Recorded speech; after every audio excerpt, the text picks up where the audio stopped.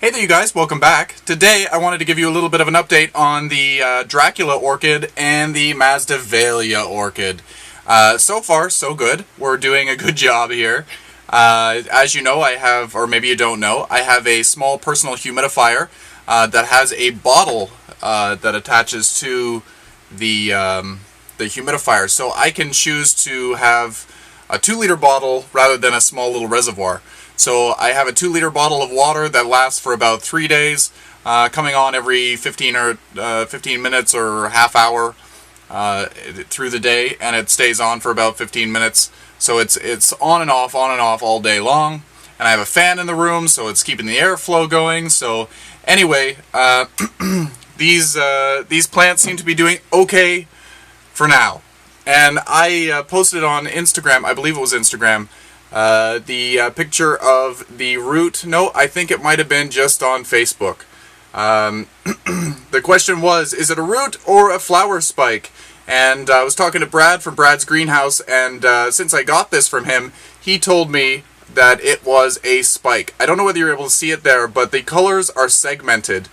And if you don't know, Dracula orchids tend to, well, they always do, they flower through the bottom of the pot. That's why it's best to keep them in a net pot so that the flower spikes are able to find their way out and do their own thing. If they're not in a net pot, the flower spikes will just hit the bottom of the pot. Hopefully it will find a drain hole and come out through the bottom, but probably, more chances than not, you are going to have flowers inside the media, and you'll probably never see them. So that would suck. So net pots all around. So, and people were saying, well, show me what a root looks like versus the flower spike. So here you go. As you can see, the one thing that I think is a flower spike because of its segmentedness and just the way that it's growing, versus the roots. As you can see, that the roots are not as straight. The roots are curling all around, trying to stay inside the pot, where that one is just on its way. It just wants to run. So I believe that that is a spike.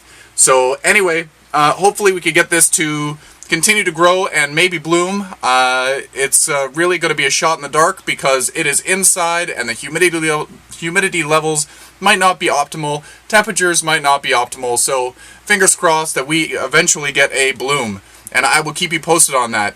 And also with these guys, Brad kindly told me, don't cut off the bloom or the spike when it finishes because it's sequential. So I could get more flowers as time goes on from the same spike.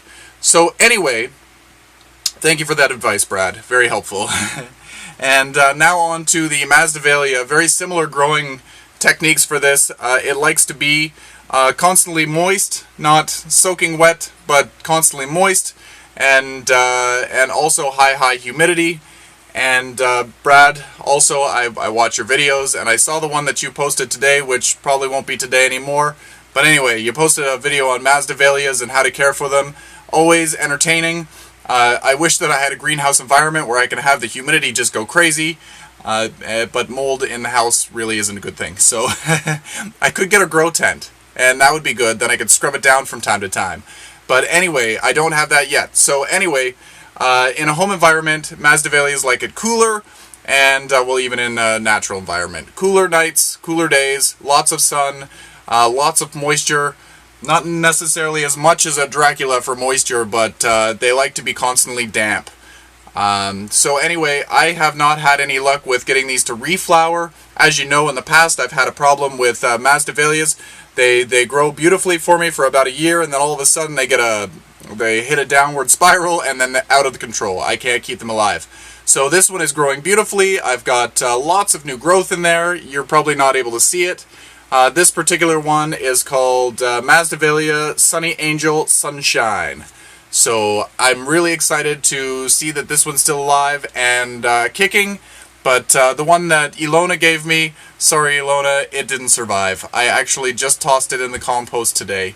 It was just a brown ball of moss.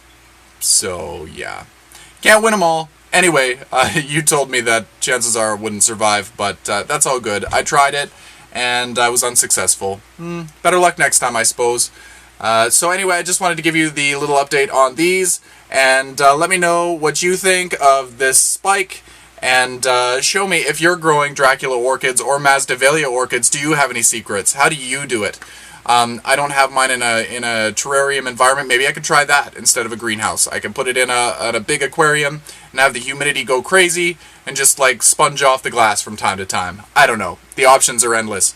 So anyway, I'd love to see what you're growing, and follow me on Instagram, follow me on Twitter, also Facebook, the Plants and Things What's Growing page, and also the regular Plants and Things page, again on Facebook. So anyway, until next time, happy growing. For some reason, Paphiopedilums like to grow for me, for the most part, but again, I've been really neglectful, and I feel so bad. They've dried out completely.